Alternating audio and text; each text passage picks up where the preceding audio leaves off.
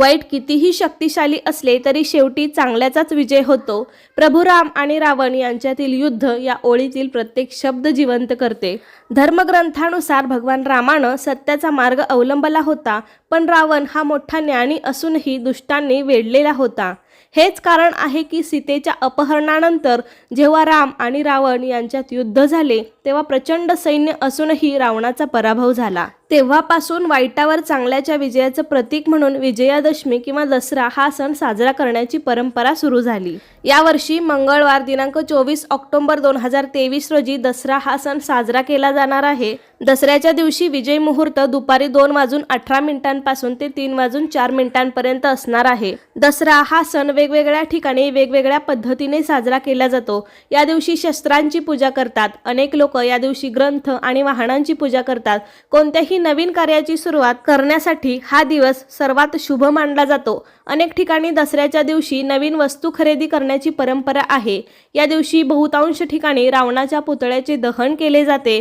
दसरा हा सण सामाजिक एकात्मता, सहकार्य आणि प्रेमाचे प्रतीक आहे. कारण दसरा किंवा विजयादशमी ही सर्व सिद्धीची तिथी मानली जाते. त्यामुळे या दिवशी केलेली सर्व शुभ कार्ये फलदायी मानली जातात. तसेच या दिवशी लहान मुलांचे अक्षरलेखन, घर किंवा दुकान बांधणे, मुंडन, नामकरण सोहळा, अन्नप्राशन, कान टोचणे, यज्ञोपवीत संस्कार आणि भूमिपूजन इत्यादी सुद्धा कार्ये शुभ मानले जातात.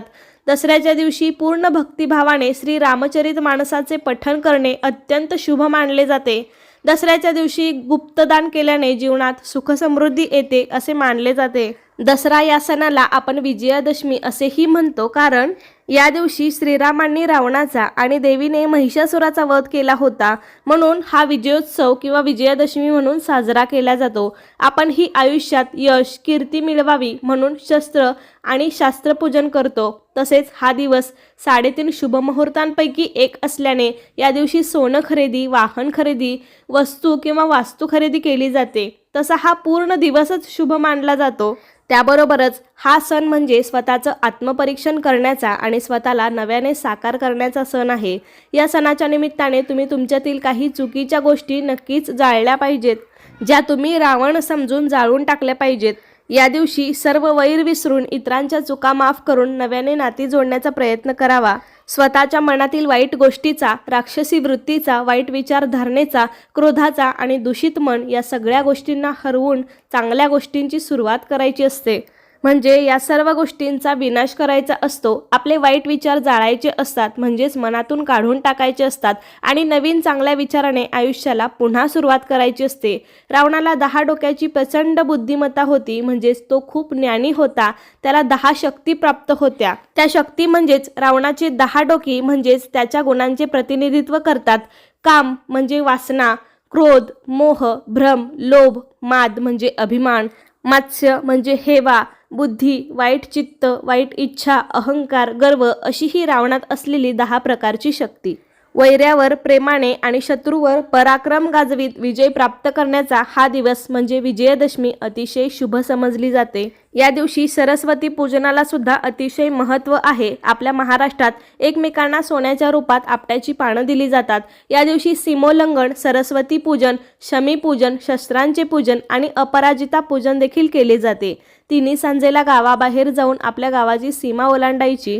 त्याचबरोबर दसऱ्याच्या दिवशी काही कामं चुकूनही करायची नाहीत ते सांगितलेलं आहे. ते म्हणजे विजयादशमीच्या दिवशी विवाह विधी निषिद्ध मानले जातात.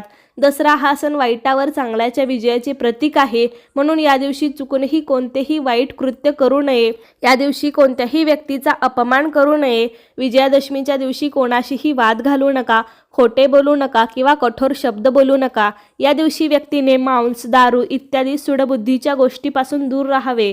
या दिवशी झाडे तोडणे देखील अशुभ मानले जाते.